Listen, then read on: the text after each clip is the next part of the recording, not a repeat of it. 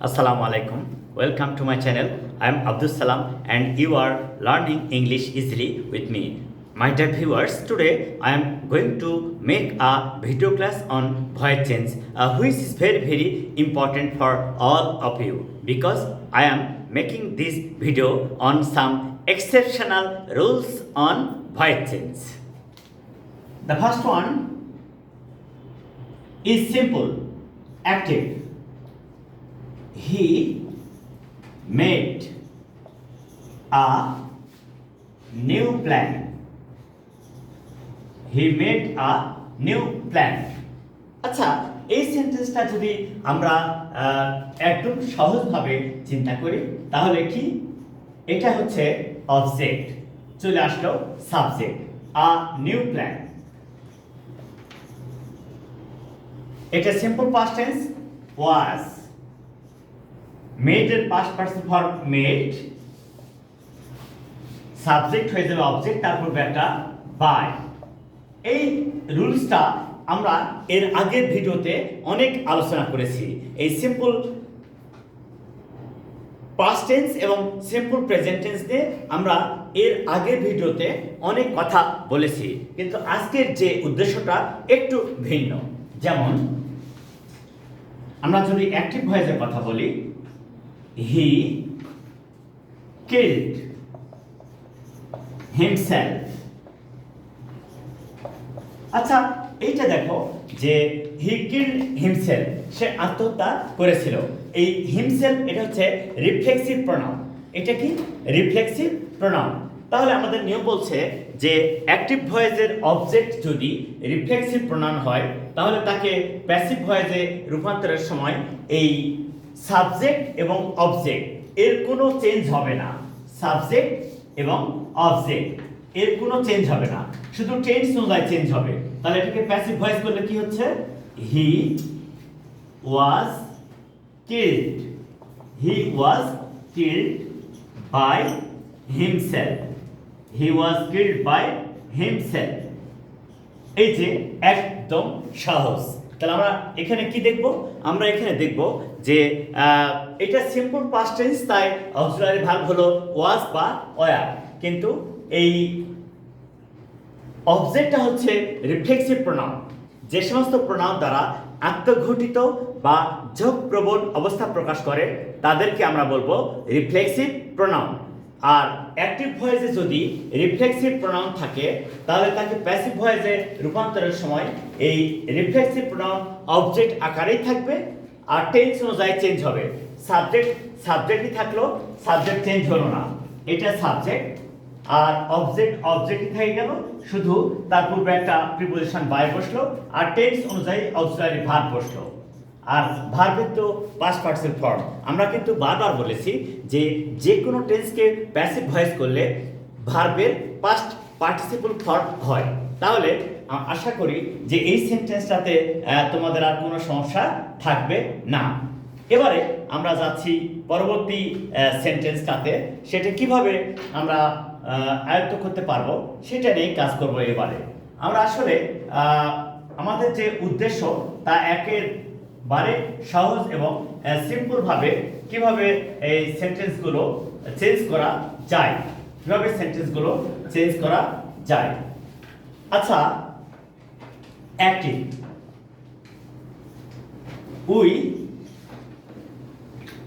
we elected him later। আচ্ছা, এই যে এই সেন্টেন্সটা যদি আমরা ফলো করি তাহলে সহজেই দেখব যে একটু ব্যতিক্রম ধরনের সেন্টেন্স। সেটা কি? অ্যাক্টিভ ভয়েসের অবজেক্ট থাকা সত্ত্বেও এই সেন্টেন্সটা অর্থ সম্পন্ন করতে পারছে না। এই সেন্টেন্সের অর্থ সম্পন্ন করার জন্য অতিরিক্ত একটা নাউন ব্যবহার করতে হচ্ছে। এই নাউনটা হচ্ছে অবজেক্ট। এই যে আমরা এখন দেখব যেটা যে এই subject plus verb plus object এটা থাকা সত্ত্বেও সেন্টেন্সের অর্থটা সম্পন্ন হলো না। এর অর্থ পূর্ণ করার জন্য অতিরিক্ত অবজেক্ট থাকলো। এই যে অতিরিক্ত অবজেক্ট, এই অবজেক্টকে বলা হয় ফ্যাক্টিটিভ অবজেক্ট। কি বলে? Factitive object. আর এই হিম এটা হচ্ছে ইনডাইরেক্ট অবজেক্ট। তাহলে আমাদের নিয়ম বলছে যে অ্যাক্টিভ ভয়েসে যদি ফ্যাক্টিটিভ অবজেক্ট থাকে তাহলে প্যাসিভ ভয়েসে রূপান্তরের সময় এই ফ্যাক্টিটিভ অবজেক্ট কখনো চেঞ্জ হবে না, এটা অবজেক্ট রূপেই থাকবে। এই পার্সোনাল অবজেক্টটা সাবজেক্ট উপরে কাজ করবে। দেখি আমরা কিভাবে করা যায়। সেটা হলো যে he was elected leader by us. He was elected leader by us. তাহলে আমরা এখানে সহজেই চিহ্নিত করতে পারবো একটা বিষয়, সেটা কি যে সমস্ত ভার্ব এর পরে অবজেক্ট থাকা সত্ত্বেও অর্থ সম্পন্ন করতে পারে না, অর্থ সম্পন্ন করার জন্য অতিরিক্ত একটা নাউন ব্যবহার করতে হয়, সেই নাউনটাকে বলা হয় ফ্যাক্টিটিভ অবজেক্ট। যেমন কি রকম হয় সেটা হচ্ছে যে leader, chairman, captain, secretary etcetera. তাহলে সেই ফ্যাক্টিটিভ অবজেক্টগুলো কখনো সাবজেক্ট আকারে বসতে পারবে না, ওরা সবসময় অবজেক্টই থাকবে। এই ধরনের অবজেক্টকে বলা হয় রিটেইনড অবজেক্ট। তাহলে কি, যে সমস্ত সেন্টেন্সে একাধিক অবজেক্ট থাকে তাদেরকে প্যাসিভ ভয়েসে রূপান্তরের সময় এই রিটেইনড অবজেক্টটা সাবজেক্ট আকারে বসে না। তাহলে আমরা কি শিখলাম? যদি কোনো সেন্টেন্সে একাধিক অবজেক্ট থাকে তাকে প্যাসিভ ভয়েসে রূপান্তরের সময় একটা অবজেক্ট সাবজেক্ট আকারে ব্যবহৃত হবে, অন্য অবজেক্টটা অবজেক্ট রূপেই থাকবে। যে অবজেক্টটা অবজেক্ট রূপেই থাকে তাকে বলা হয় রিটেইনড অবজেক্ট। কিন্তু মনে রাখতে হবে যে যদি ফ্যাক্টিটিভ ভার্ব হয়, ফ্যাক্টিটিভ ভার্ব এরা কি ইলেক্ট, সিলেক্ট,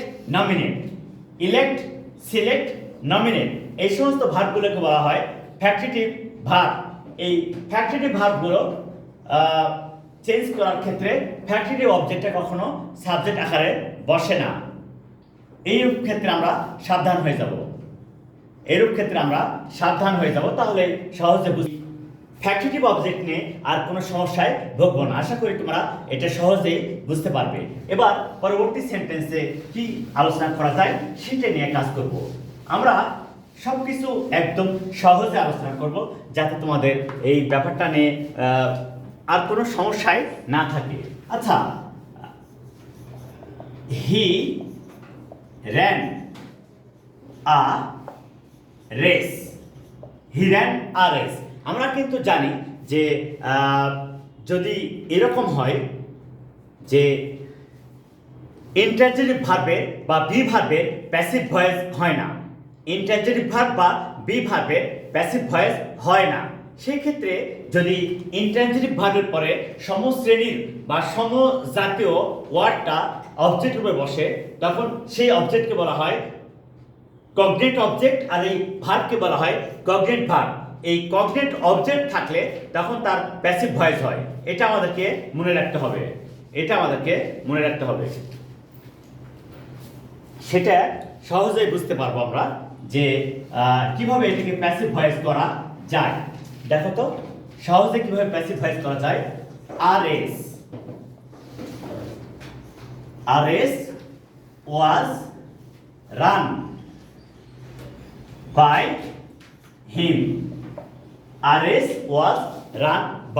him.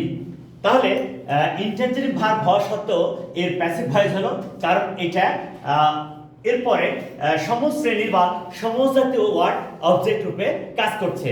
তাহলে আমরা এখানে এই ব্যাপারটাকে বুঝলাম যে এই ধরনের ভার্বকে বলা হয় কগনেট ভার্ব, আর এই অবজেক্টকে বলা হয় কগনেট অবজেক্ট। আশা করি এখানে তোমাদের আর কোনো সমস্যা নেই। আমরা প্রত্যেকটা সেন্টেন্সে একটা নতুন নিয়ম বা বিশেষ ভাবে তুলে ধরবো যা তোমাদেরকে বুঝতে সহজ করবে। আচ্ছা, she can help you, এই সেন্টেন্সটাতে এই ক্যান হচ্ছে একটা মডাল অক্সিলারি। আমরা এখানে নিয়ম শিখব যে অ্যাক্টিভ ভয়েসে যদি মডাল অক্সিলারি থাকে একে প্যাসিভ ভয়েসে রূপান্তরের সময় এই মডালসের পরে একটা বি বসবে, বি ভার্ব। আর অন্য সমস্ত নিয়ম ঠিক আগের মতোই হবে। যেমন এটাকে আমরা যদি প্যাসিভ ভয়েস করি কি হবে, you can be helped, you can be helped by her, you can be helped by her. দেখো আগের সমস্ত নিয়মগুলো একেবারে ঠিক। এটা অবজেক্ট ছিল, হয়ে গেল সাবজেক্ট। ক্যান এটা মডেল অক্সিলারি, যেমন can, could, may, might, shall, should, will, would, must, need, dare, এরা বি, গোয়িং টু, এরা হচ্ছে মডালস। এই মডালসের পরে একটা বি ভার্ব বসে, মডালসের পরে কি বসে, বি ভার্ব। আর অন্য নিয়ম সব আগের মতো। এই তো হচ্ছে ব্যাপারটা। আচ্ছা এই সেন্টেন্সটা একটু ফলো করি। Active, I know how she has made it। আচ্ছা এই সেন্টেন্সটা আমরা দেখব, এ হাউ এইটা একটা কনজাংশন, আর এই সেন্টেন্সটা একটা কমপ্লেক্স সেন্টেন্স। এখানে একটা ক্লজ আছে, এখানে একটা ক্লজ, এখানে আরেকটা ক্লজ। এই যে এই প্রিন্সিপাল ক্লজের সাথে সাবঅর্ডিনেট ক্লজ যুক্ত হয়েছে কি দ্বারা, হাউ দ্বারা।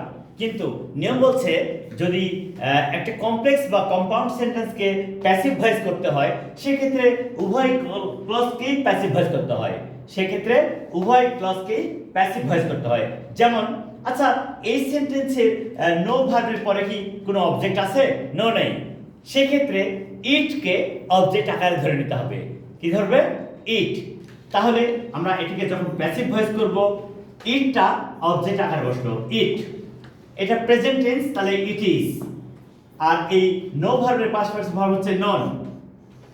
এখানে চমৎকার একটা বিষয়, নো ভার্বের পরে কিন্তু বাই বসবে না, সব সময় টু বসে। যেমন তুমি আমার নিকট চেনা, you are known to me, not you are known by me. এটা ফলো করতে হবে, it is known to me. তাহলে হাউ, এখন আমরা বুঝতে পারলাম যে এই হাউ এই কনজাংশনের পূর্বে এই ক্লজটা প্যাসিভ ভয়েস হয়ে গেল, এখন পরের ক্লজটা প্যাসিভ ভয়েস করলেই কমপ্লিট। যেমন ইট সাবজেক্ট হয়ে যাবে, ইট এটা প্রেজেন্ট পারফেক্ট, তাহলে has been made by her. এই তাহলে আমরা কি শিখলাম, আমরা শিখলাম যে একটি কমপ্লেক্স বা কম্পাউন্ড সেন্টেন্সকে প্যাসিভ ভয়েস করলে এই কনজাংশনের উভয় পাশেই প্যাসিভ ভয়েস করতে হয়। কনজাংশনের এই পারেও প্যাসিভ ভয়েস হয়, কনজাংশনের ওই পারেও প্যাসিভ ভয়েস হয়। আশা করি এখানে তোমাদের আর কোনো সমস্যা নেই, একদম সহজ। তাহলে এই সিম্পল সেন্টেন্সগুলো সেটা তো আগে আমরা আলোচনা করেছি অনেক। আর এখন যে সেন্টেন্সটা উদাহরণ দিলাম সেটা হচ্ছে কমপ্লেক্স সেন্টেন্স ও সহজেই আমরা তৈরি করতে পারবো। আশা করি এখানে তোমাদের আর কোনো সমস্যা নেই। এবার একটা সেন্টেন্স দেখো, she is going to make new plan. আচ্ছা এই যে ইজ গোয়িং টু এটা হচ্ছে মডেল অক্সিলারি। এটা কি মডেল অক্সিলারি, এই মডেলসের পরে বি বসবে আর অন্য নিয়ম সব আগের মতো। তাহলে এইটা অ্যাক্টিভ আছে, এটাকে আমরা যখন প্যাসিভ ভয়েস করব তখন কিভাবে চেঞ্জ করা যায় সেটা নিয়ে কাজ করছি। আর নিউ প্ল্যান সাবজেক্ট হয়ে গেল, আর new plan is going to be made by her। এই যে আমরা কিছুক্ষণ আগে বললাম যে be going to এটা হচ্ছে একটা মডেল অক্সিলারি, আর যদি মডেল অক্সিলারি থাকে তাহলে তার কোনো চেঞ্জ হবে না, তাকে প্যাসিভ ভয়েসে রূপান্তরের সময় তারপরে একটা শুধু বি ভার্ব বসে, আর সমস্ত নিয়ম আগের মতো। কেমন, এই যে অবজেক্ট নিউ প্ল্যান এ হয়ে গেল সাবজেক্ট শি হয়ে গেল অবজেক্ট হার, তারপর একটা বাই, আর ভার্ব পাস্ট পার্টিসিপল ফর্ম। ভার্বের past participle form. So, my dear viewers, now you can easily understand the rules of passive voice, especially on assertive sentence easily. I hope you will follow this video from the beginning to the end and try to learn voice change from me easily. Assalamu alaikum.